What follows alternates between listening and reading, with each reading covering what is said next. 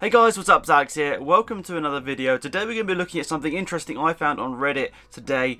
Probably other people have found it in the past, but I don't know how. I've only just stumbled across this because it's something really cool that someone on F1 Reddit has done. The user is Paul Ricard, and he actually does his alternative version of the F1 driver of the day. Now, as I said, I have no idea how I've not stumbled across this before. I've looked at F1 Reddit for a couple of years now, and I've never actually seen this, so apologies, because I don't know how I've not seen this, because it's obviously a big thing on F1 Reddit right now, and has been for the last year and a half. So, what it is basically an alternative F1 driver of the day, where people on Reddit vote for their driver of the day. And it's an interesting thing because not always is the same person that's voted in the FOM's driver of the day the same person that gets the driver of the day on Reddit. You'd probably say that people that vote on Reddit are probably a bit more of the hardcore fans, the people that probably know a little bit more about the sport. But let's get into this. It's a really interesting thing because he's done the half-season sort of recap, and he's sort of shown what drivers are the best, apparently, according to the fans, so far this season. So, of course, I'll leave a link to this down in the description. He deserves full credit for this. I'm just making a video on it because I want to share it a bit with you guys, and also hopefully just explain my opinions on certain things that we see on here as well. So, full credit down below, first line of the description. It'll be there. If it's not, please just spam it in the comment section because I apologise, I haven't put it there. So basically, I'm looking over here because that's where my screen is. He's basically compiled the first half of the season up to Hungary, which drivers have received the most votes and the least votes, that sort of thing. So right now, Sebastian Vettel's got a massive lead over second place, and I think we all recognise Vettel's having a very good season.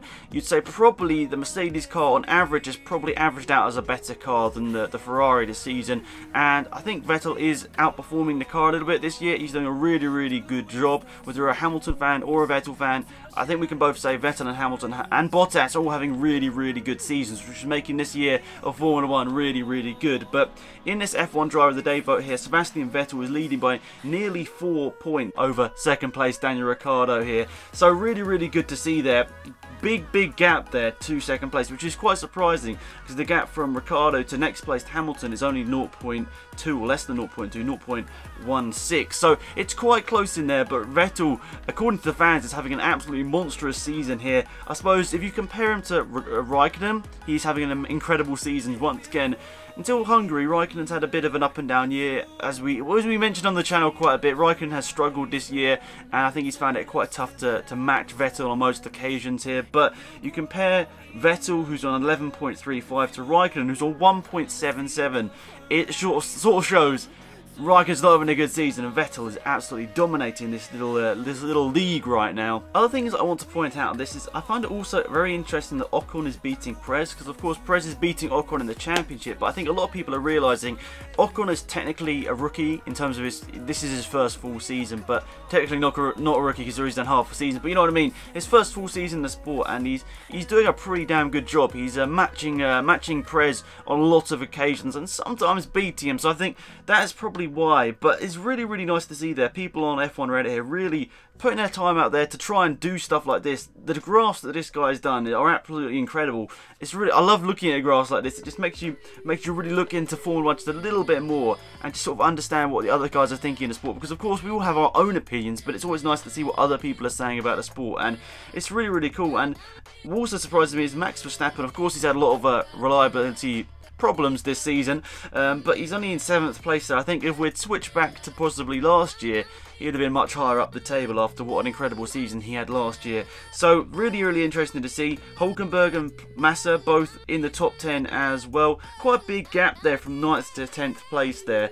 Hulkenberg, nearly 0.7 ahead of 10th place Massa. It looks like there is a bit of a gap between those guys, but then there's a big gap between 11th place Räikkönen and 12th place De Resta. I suppose the thing that you always get with these sort of fan votes is you sometimes just get a bit of banter. I don't know, people just vote for certain people just for a laugh.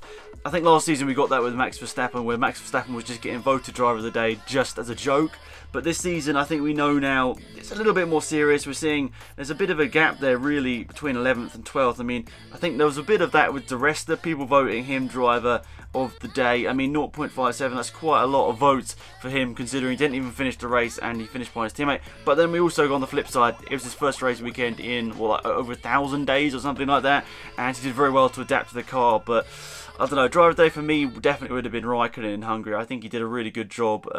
Maybe even Hamilton as well, who really knows. Hamilton did a good job to close up to the Ferraris, but then you just can't overtake around Hungary, so it's a tough one. But notable people, Jolie and Palmer right at the bottom there, nearly 3 points below the next person ahead of him, which is Marcus Ericsson. I think both of those guys not having a great season. Obviously, one of my favourite drivers, Danny Kvyat there, not having a good season. I'll say that myself. Just been a little bit hot-headed in times, a bit unlucky in times as well, but just generally a terrible season for Danny Kvyat, which is really unlucky. Hopefully he flips that onto, you know, the other side for the second half of the season, but it's going to be tough. He needs to keep that seat for me to have still someone to support in Formula 1.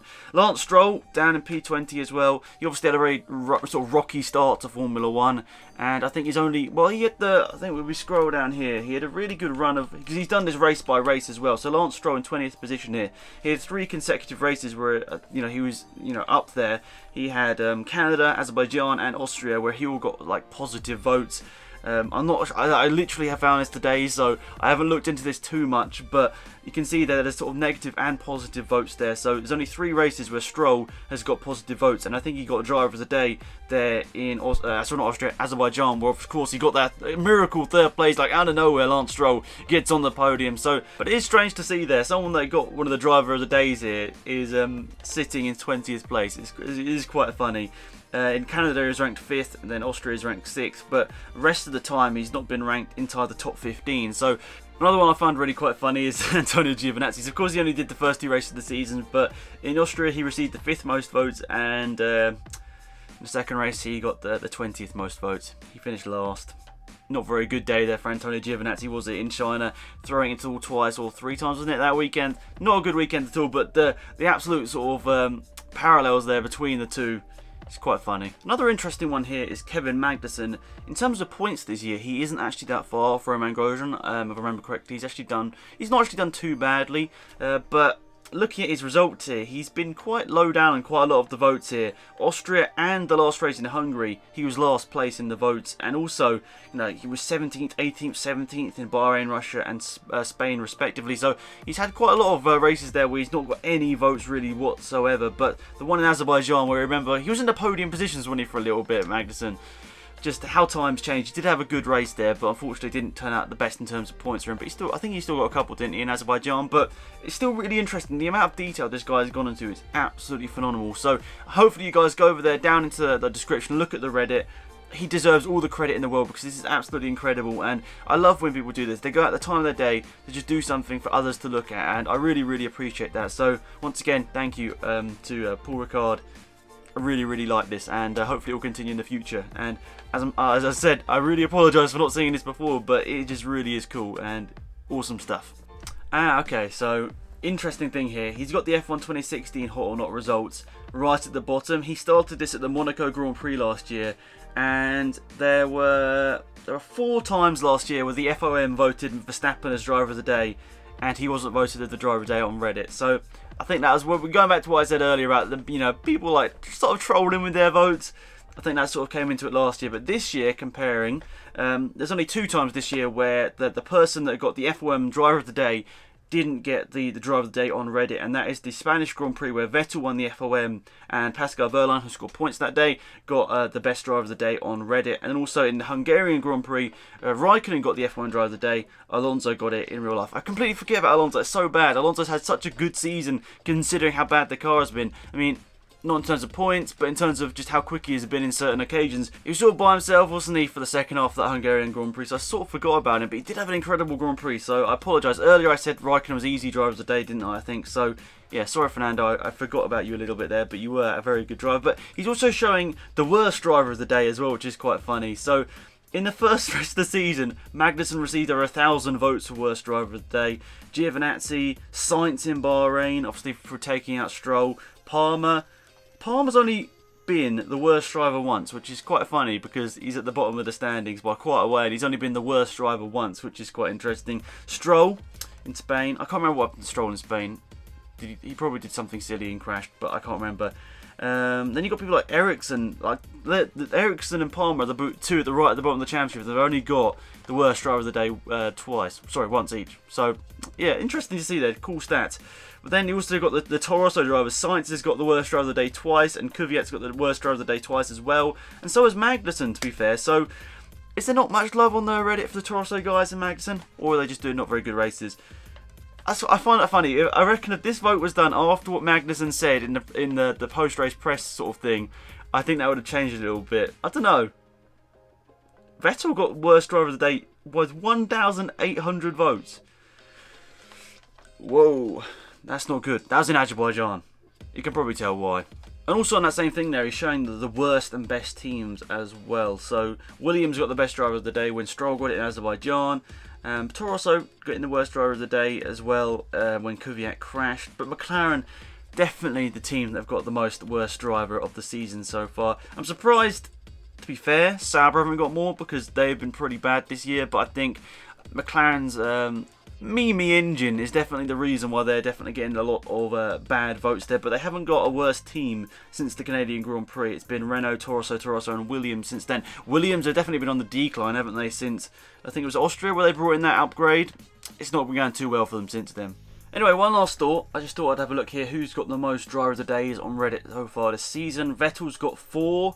Ricciardo's got 1. Hamilton has not got any driver of the day so far this season. Bottas has got 2. Alonso's got 1. Verstappen's got 1. And then you've got Verline and Stroll who both got 1 on Reddit as well. So I find that really, really interesting to see. The difference between FOM's driver of the day and Reddit's driver of the day is not that different. But the amount of in-depth data here showing each position is really, really cool. I wish the FOM would release that, what the votes for every driver would be. It'd be interesting to see how many votes Palmer would get as driver of the day. I guess there would be quite a lot of joke ones, so that would sort of mix it up a little bit, but this one is definitely more realistic in terms of, who's actually the driver of the day in terms of that. So, yeah, once again, massive credit to Paul Ricard over on Reddit. The link down to that is down below. Full credit to him. Just absolutely incredible stuff. And, well, hopefully he'll do much more of this sort of stuff in the future. It really is awesome. So, that's it. Thanks for watching. Hopefully you guys enjoyed the video. Remember to leave a like on the video. Enjoyed. Check out this. Link down in the description. And, yeah, I'll see you guys soon. Goodbye.